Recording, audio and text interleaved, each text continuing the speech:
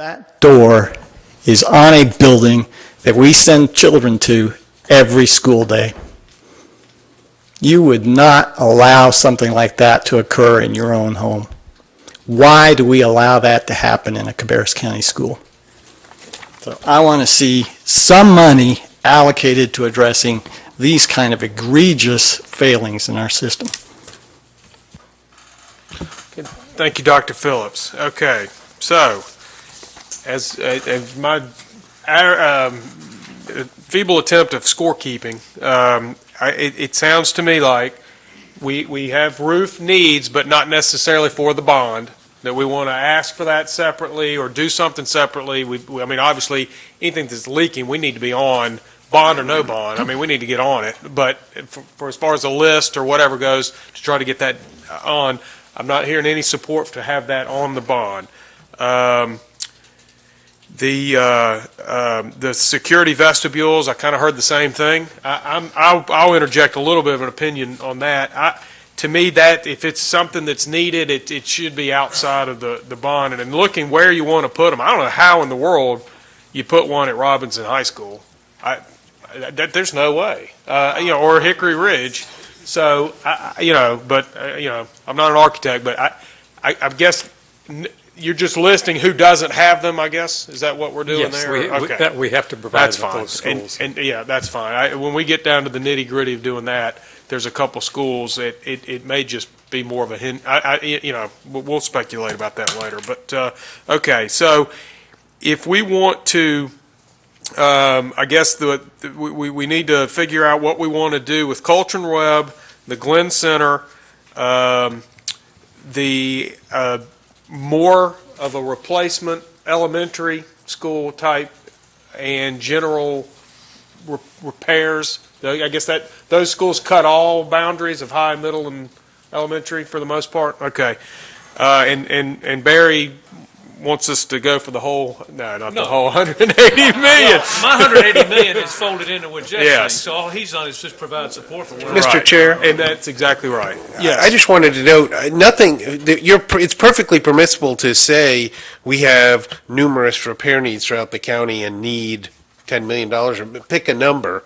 You don't have to specify, and sometimes there's value in specifying so voters know what they're doing, but I don't, like in the Mecklenburg County bond referendum, it's a large number. There are a few examples of problems, but there's not an exhaustive listing of every door and other things. So if the board says we've got needs and we think a bond referendum of X dollars is needed for maintenance, that's something that this board can ask for. You don't have to specify. Now, obviously, we'll need the documentation behind that about how we want to do it and be able to discuss what some of those projects are. But I don't want you to think that we can't include it, but, that you have to have some exhaustive list of this door here and that item there. You can have a set of, you can say we need X dollars for maintenance. That's not going to cover all the needs, but go towards it. And then you've got some ability. If the bond referendum passes, you'll have that money to address the maintenance needs that, again, because of the timing of the bonds and selling the bonds, by the time you actually get the money, it's a couple years down the road, those maintenance priorities are likely to have changed, and some of the pressing needs now may be addressed, but we know there'll be other needs there. So that's an option. And again, deciding what that amount is totally your decision, but you don't have to have an itemized listing from a legal perspective. Right, and I guess that's where we're sort of at least trying to drive to, because we have the conundrum is balancing what you've just said of having needs that we're not trying to specify and tie to a bond with what Ms. Carpenter has carefully and dutifully relayed to us, that, hey, the more people know what we're trying to do, the more likely we are to get some support out in those communities. So, I mean, in trying to zero in a little bit on what we're going to do here, I guess it's my recommendation that other than Rob and Carol and Lynn, we've got three people, and I guess I'm excluding myself because I haven't commented, that have talked about Coltrane Webb. So is that something that means enough to the rest of us to maybe add? I'm seeing nod of a head. And did you have a number on that? Or is that just, can we put a placeholder and you can tell us this week? Okay. And what number would you like to put as a placeholder?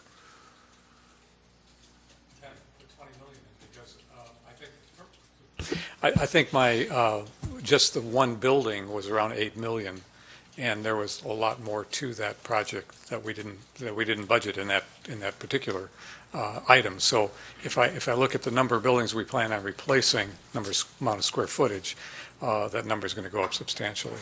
Okay, and I guess the problem there is we're now at a very sizable number, and we're pretty narrowly focused with Royal Oaks and Coltrane Webb and Mount Pleasant, and we're at a pretty big number. So I mean, I would say to go with your first number, to just say, look, this is phase one. We recognize that there's going to be more happening, but that we at least want to address the condition of the old, I assume it's the oldest building that Yes, is one now. of the oldest, Yeah. yes. Yes, sir. It was 8 million. Did you- I'm guessing at that. I mean, I can tell you tomorrow morning what it is. but- that's fine. Well, like I said, it's just a placeholder, but I'm going to put eight down. Okay, and then it'd be my recommendation that we now say general repairs and maintenance of a number. Well, I'd say 20%, let's just say, I don't know, are you trying to do this all in one bond? Or are you going to do something separate? This is our recommendation to ask the commissioners to have a bond referendum in the total of and what we're going to give them. And with the thought that we're going to see if they want to put it to the voters in May or November. I mean, that's up to them. I think we're asking for May, but that's why we're trying to drive toward a number to pass the resolution and formally ask them to consider passing or approving the referendum going to the voters. Mark, in the CMS bond referendum, it was $100 million. Did they also have one for capital for new schools, or did that $100 million include new schools within it? Do you remember? I think it was a single school bond referendum. In other words, I'm pretty sure there were not two. Yes. I think you just voted for the bond. So I think it was one, and I think it was a lot of repair. It may have included a few new facilities. I'm not certain on that. Yeah, I was I thinking I haven't seen, you obviously could have different referendums, but I haven't seen an effort to try to break down and have voters vote separately new schools and repairs. You may be able to do that. In my experience at looking at bond referendums, it's typically school bonds in the amount of X rather than a line item, more of a line item approach. There's several ways to deal with this. One is to do it in increments, and we're looking at 180 million, so you can just grab a number. You can say 10% of that is 18 million. You can say 20% is 36 million, but I believe we need to pick a number and start working with it to get some things repaired, because I don't believe the commissioners have the money to start get us a jump start, and then hopefully as the community grows and new business locates here, we can increase that amount later. But I would say, just jumping off, if you're sensitive to the 100 million, then 18 million would probably be the number I would throw out. 18 million or 27 million, something like that. Well, I think we are somewhat sensitive. I'm going to go under the assumption that once, and I'm sure the word is out, that we're doing this, and obviously it's on the public agenda, that Kannapolis is probably going to do the same thing. RCCC is going to do the same thing, knowing that their number was the commissioners or the county's number is 100. Our discussion has been somewhat that we need to stay somewhat below that, just so it gives a little more of an air of, hey, we are at least trying to work with our fellow partners, even though we're leading the charge of everybody doing this on their own. So I think if we go 18 or something, it's too much. Whatever number we come up with, it literally, if you hold the list, it's not enough. But we've got to pick a number. So we're currently at 55.5. So if we want to, But that's kind of where I was, of going 4.5 for general repairs and maintenance. Let Mr. Whitkey and Dr. Shepard work on items that aren't pressing and caving in tomorrow, because that we better be on and not sitting around and waiting for a bond, but items that we think are headed toward something that are going to be in that category of need once we have this money available to us. And that number's probably not near enough to make the dent, but we've got to, I think we've got to keep in mind of if we're at 60 even, that takes 40 out and gives it, let them worry about, who else is going to be asking. Well, now I'm going to go back to. Well, hold on, I finished the point. Considering we just asked for 20 million for a new elementary school. So we literally tonight are asking for $80 million. And thanks a lot for the first night of my being chairmanship to ask for $80 million. So, so again, we're trying to keep that in mind as well, that the new elementary school is also being asked for. Do you have a comment, Mr. Schumacher? I have one more comment. Go ahead. Mr. Shu had an impassioned plea talking about the health of our employees. And now my impassioned plea is talking about the health and welfare of our employees and our students. And I think we're remiss if the public doesn't understand how far behind we are on fixing and repairing our schools.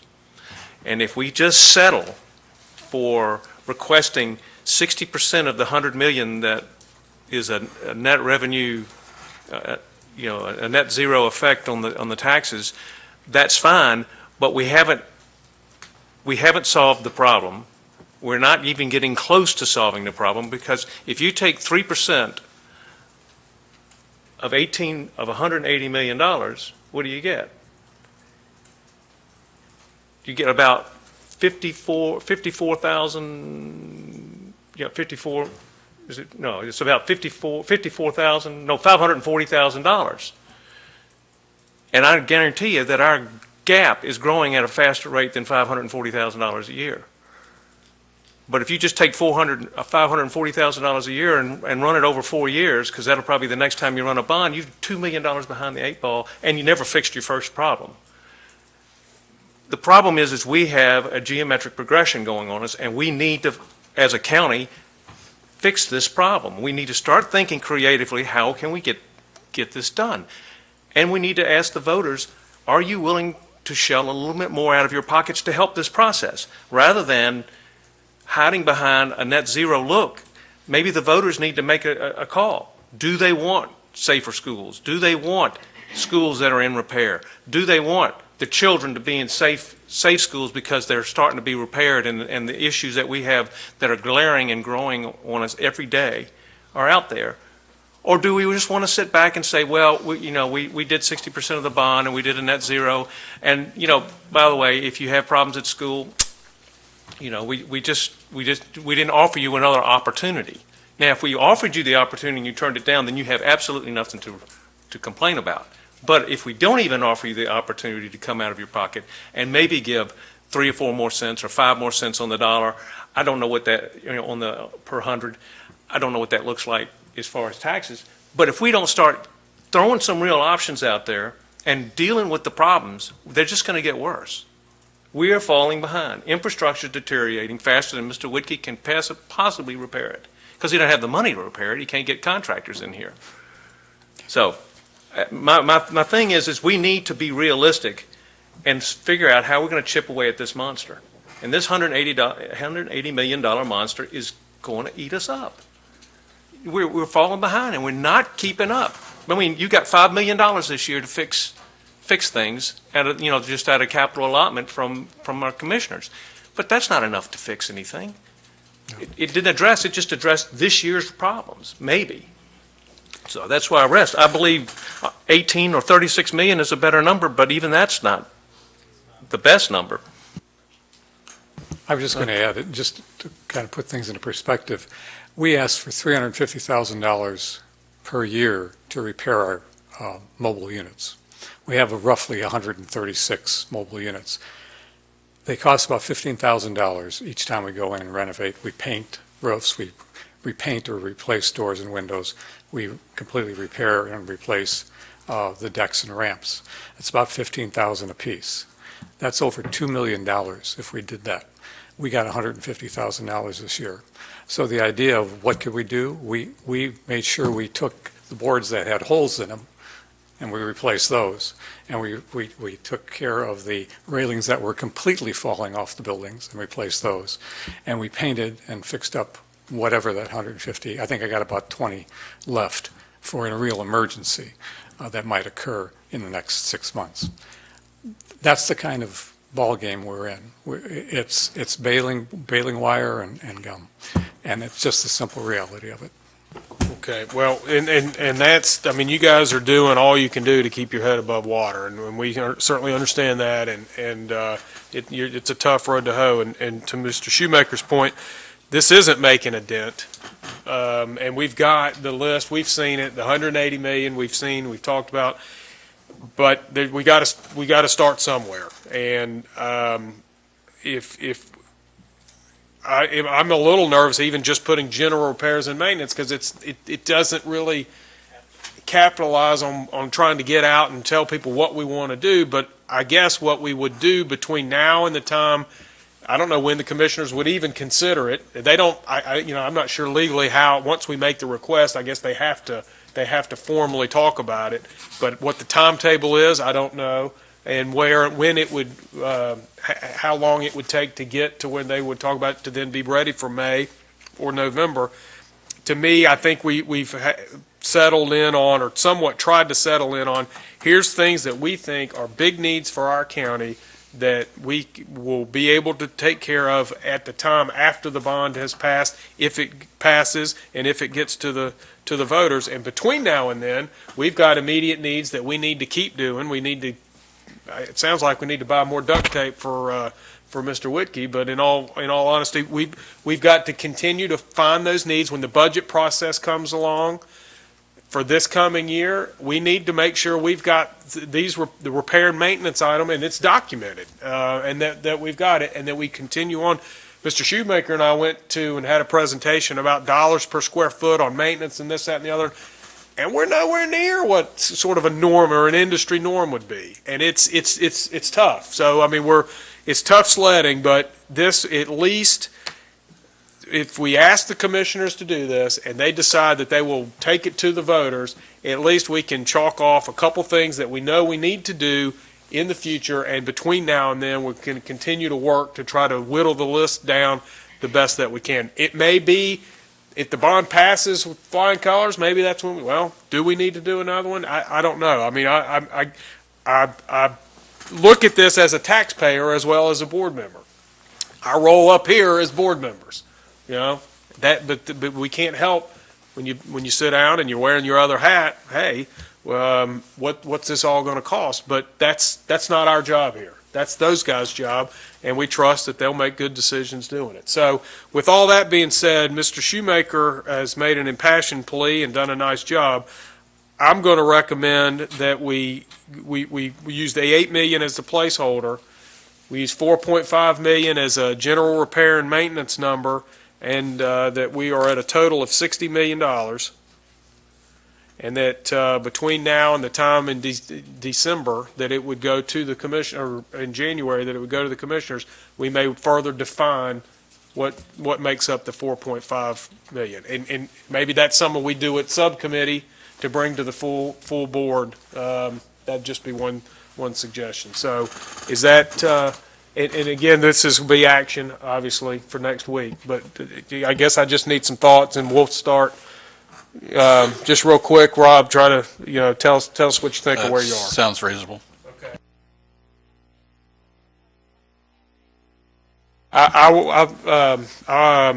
Mount Pleasant Middle at $26 million, and we still need to discuss whether we're going to. And I guess we'll do that next week, or whether it's site specific or not. 21.5 for a replacement elementary, $8 million for Coltrane Webb, and 4.5 for general repairs and maintenance. And that's a total of 60. If somebody wants to check my math, please feel free to do so. Barry, you got a further comment? No, and then we're going to... We're going to discuss that as a separate topic item or budget item. Somehow we'll get that set. So we took off the Glenn Center, is that right, even though we do have students there? By my calculation, we didn't quite have enough for the Glenn Center to make the list. Although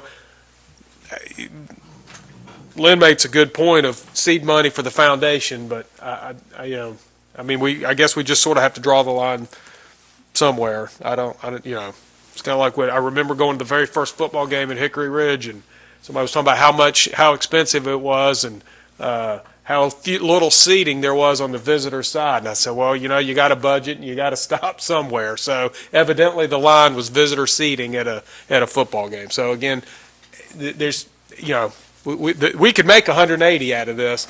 So I didn't quite hear enough support for the Glenn Center. Mr. Shue, you have any other comments? No, I'm good with what your proposal is, Mr. Chair. Mr. Harrison? The same, sir. Dr. Phillips? Yeah, I can live with that. Okay. I'm sorry. I skipped right over. Yes, you did. Actually, I would increase the 4.5 to 9 and make it 5%, because at that rate, 5% will take you 20 years to get the $180 million. So that would make you a total of 64.5. And then if you decided, after further prayerful thought, about Glenn Center, then maybe we would cobble away at it. But I believe we need to be a little bit richer for this. So that's my feeling. 65 million is your total. 64.5. 64.5. Yep. Okay, we've got a suggestion to go to 64.5 on make the repairs and maintenance 9 million instead of 4.5. At some point in time, it's just a bunch of numbers. Thoughts? Hearing none, we'll be able to discuss it further next week. So as the proposal comes to us, let's leave it at the 4.5, and then we'll with the note that we'll talk about maybe making it 9 next week.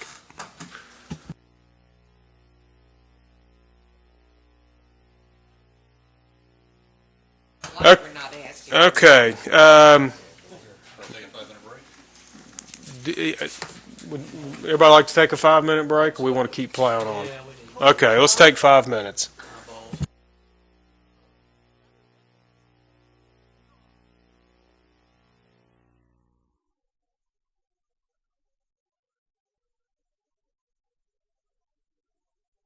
And welcome Dr. Chris Louder. Thank you. Good evening.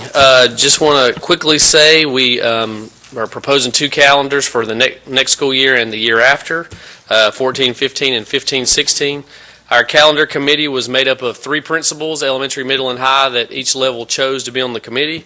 4 teachers that teachers from the superintendent's teaching council chose to be on the committee.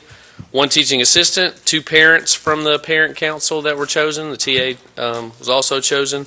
We had 1 representative from HR to make sure we followed the law, and 1 representative for finance to make sure that we followed financial guidelines. And then myself and some people from my office. Mr. Walter was the school board representative, and we also had Mr. Shoemaker as kind of second string that was at those meetings when Mr. Walter wasn't going to be able to be there. And so the 2 calendars are pretty similar if you look at them at the time that they're there.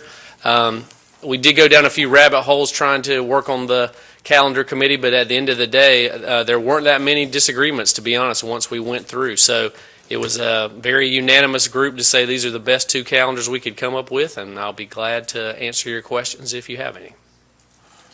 Okay, board members, questions on the calendar. We'll start with Mr. Walter.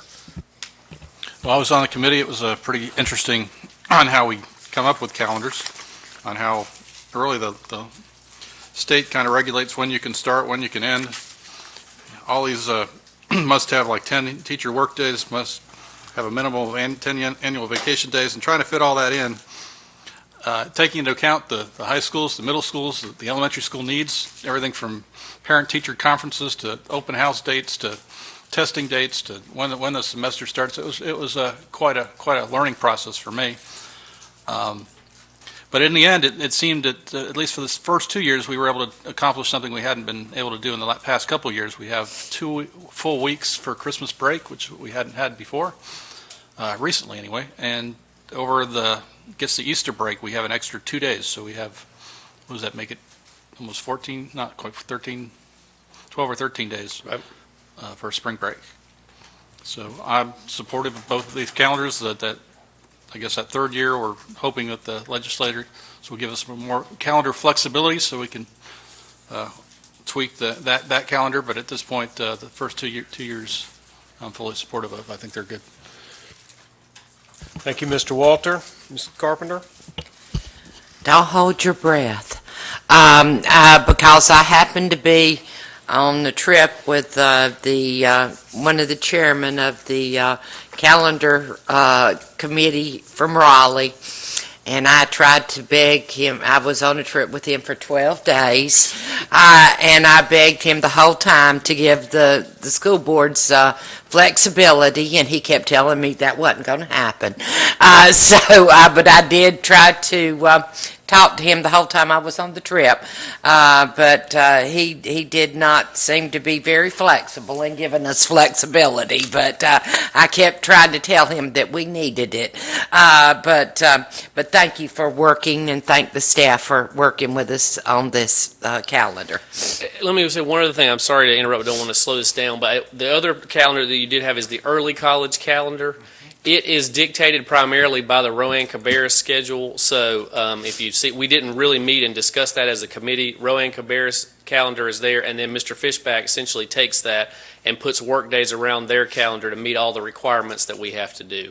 So if you have a question about that, to be honest, it's really more a fill in the hole. So our 215 work days fit around the Rowan Cabarrus calendar, and that essentially is what their calendar is. But now, when they say graduate on the 16th, they're really not graduating on the 16th, are they? The Rowan Cabarrus will graduate, so we have students that will get associate degrees there, but then they have to maneuver the next 5 or 6 days after that. So they kind of do both. They have a high school diploma that they'll work around on those days, and then also the associate's degree from Rowan Cabarrus. But will they graduate? Don't they? That's the early college. Yes, early college. Okay, so I'm thinking about the PLC, so that's different. Okay, thank you.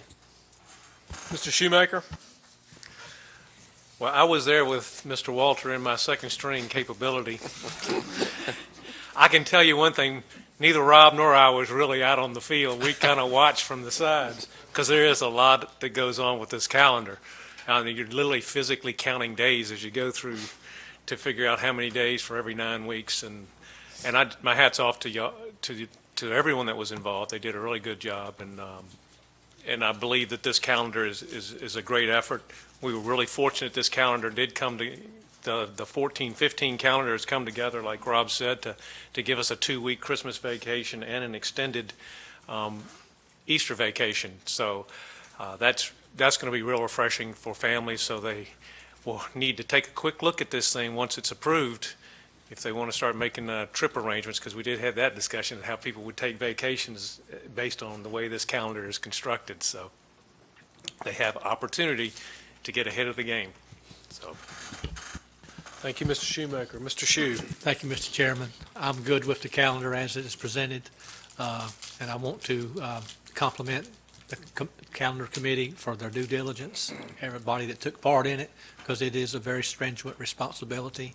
And as you see, it is subject to change, but I'm happy with the way it is. Thank you. Thank you. Mr. Harrison? And again, let me echo congratulatory comments from the rest of the board. We appreciate all the work that everybody's doing on this. It's yeoman's work, and you probably get less appreciation than the board does for the work that we do. But the calendar is an incredibly crucial portion of the work that we do here, and thank you for getting that together for us. I would suggest that if we approve it tonight, and hope that we will, that we would post it on the website as quickly as possible and make sure that the parents and the families of the county know that we are at least tentatively set for those dates. Thank you. And Mr. Dr. Phillips?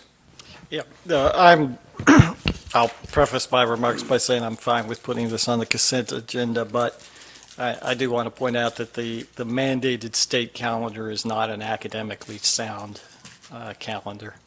It is based on the desires of the tourist industry in North Carolina and has nothing to do with what is in the best interest of our children in terms of learning. It's very well documented that having these long time off in the summertime causes students to lose more of what they've learned in the previous school year. And if we were truly interested in trying to raise test scores and have effective teaching, we would provide more flexibility for schools to try innovative calendars, including up to year-round schooling. And so the one question I have is, what would it take to get an exception for even just one of our magnet schools? Is that even allowed under the law to apply for some kind of exemption? My understanding is no. You have to be in. It's based on the amount of days it's missed prior and the place that you're at. So essentially, you're talking about mountain counties or weather counties are the only ones that get exceptions, and it has to do with how many days they've missed in the past. I may not be 100% right there, but that's my understanding of how they get the waiver. Okay. Or you have to be a charter school. That's a good. I don't know what the charter, what the boundaries are on charter calendar. That's a good question. And are they bound the same way we are? That's a good question. I'm pretty certain they are not. It's one of the extra flexibilities that they get. Okay, thank you, Dr. Phillips. Everybody okay with consent? I heard support for the calendar. Consent. Okay, now we're rolling. Let's move on to 5.06, policies and policy revisions, first reading. First reading, and our policy committee meeting this month, Mr. Harrison was there, Ms. Carpenter was not there, and primarily, essentially these are state or the legislative update revisions. We did have a few things. Mr. Walter caught one that ultimately should have been deleted that we'll have deleted for the next time. It really is not in the state manual anymore, but it was in ours. It wasn't there, so we fixed that. A couple grammatical things that, as we emailed that out to you guys, you emailed back to us that we've already fixed. But primarily, these are either required or strongly recommended updates from the legislature. There was not a whole lot of discussion, to be quite honest. I think it was our quickest policy meeting because there just wasn't that much discussed. There was one issue that we talked about for a while, but moving forward, it was the unanimous recommendation of the committee to move these forward. Mr. Harrison can speak to that if he wants, but outside of that, we can answer your questions if you have any. Any questions? I guess policies, we typically kind of just read out the number and look and see who has an objection or a comment or a question. I've got one open, so I'm sorry I can't look at the numbers. So we'll start with 1310. Yeah, I had a couple. Oh, here they are. I had a couple comments on that. It basically talks about the list of things that we inform parents about. Is that what that policy is for? Well, this was actually the one thing that we did discuss at the policy committee because some people, it's not really a list of all the things that we notify people of. It's more of a list of what things should be in policy that we notify parents of, because we notify parents of quite a few things. And so we did discuss a little bit. Some people said, well, I think we should put this in. And as a group, when we discussed that, we all came back and said, the list of everything we tell parents is too long to try to name here.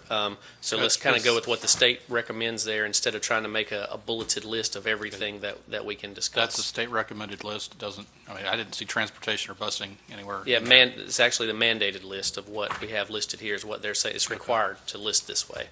All right, well, that helps my understanding a little bit better. That's all I had with that one.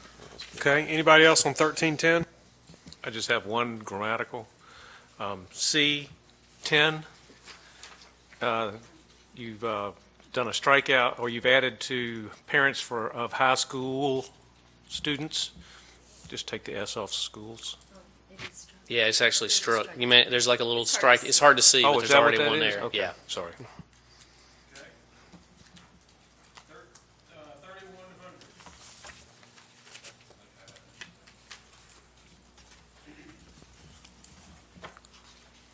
Yeah, I had an issue with 3100 as well. If you look at section, what section is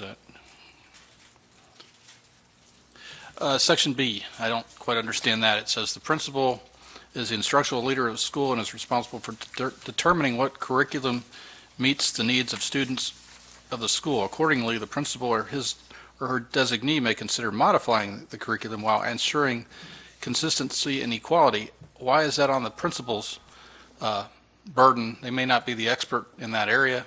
We have a qualified superintendent and a whole staff here that are curriculum experts. I don't think that giving that, I mean, certainly the principal ought to have input, but those principles change?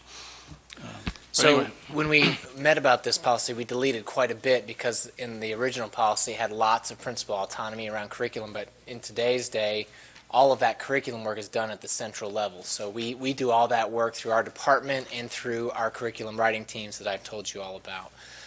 The reason we kind of left that in there as kind of the last piece of principal autonomy is because while we have a guaranteed curriculum for every single child in Cabarrus County schools, the demographics of schools changes drastically from a Royal Oaks to a Coxville Elementary. So principals, we do want them to have some flexibility in modifying that core curriculum to meet the needs of their own kids, and they would do that through my department and in conjunction with my department. No, shouldn't it just state that, though? What's that? Shouldn't it state that? It does not. But, anyway, that's my concern with it. I think it probably ought to remain with your department and consulting with the principal or however it works, but it just didn't read well to me. Those are just my comment with that policy. And I'm totally fine with putting in qualifying language there that says, to the extent, something to the effect of, the principal would work in conjunction with the curriculum instruction department. That would make me more comfortable. To modify, and I that would make me comfortable as well. I like having that. That way they're not doing that on their own. That's fine. So we'll just change it to accordingly, the principal in conjunction with the curriculum department, the principal or his or her designee in conjunction with the curriculum department may consider modifying, and then we're good. Okay. You clear there? That sounds good to me. 3405, is that the next one? Yeah, I've got 3110. Oh, I'm sorry, 3110. I thought that's the one we were just doing. Oh, I'm sorry, 3110. Yep, you're right. And that just essentially says the superintendent or the designee consults with industries to kind of make sure that our curriculum lines up with the workforce. And again, we talked about that. That really, to some degree, is Lisa Conger's responsibility. She does a great job of that. We talked about that on the committee and said we're good there and moved on with that change. And that's not required, but it is strongly recommended. So we felt like, again, as a committee, that was an easy one. That we're doing that. She's doing that. She's lined up with the state, especially with CTE. Okay.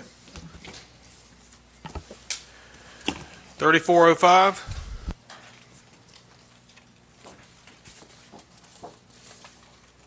Hearing none. 3430. Hearing none. 3540. That's actually the one that Mr. Walter caught something that the state book hasn't deleted yet that we talked about with Mr. Enriquez, so we'll delete that and have that ready next time. It really is not a major change, it's just something that it says we're bound by that we're actually not, and we'll delete that. Well done, Mr. Walter. 4700.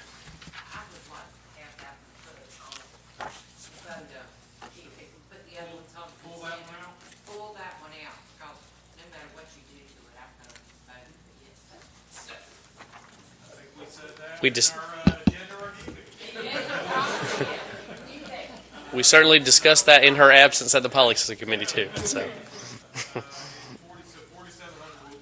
We'll 50, 70. Here, none there. We're good. So all of them we're okay to put on consent, except for 4700. Okay. Moving along.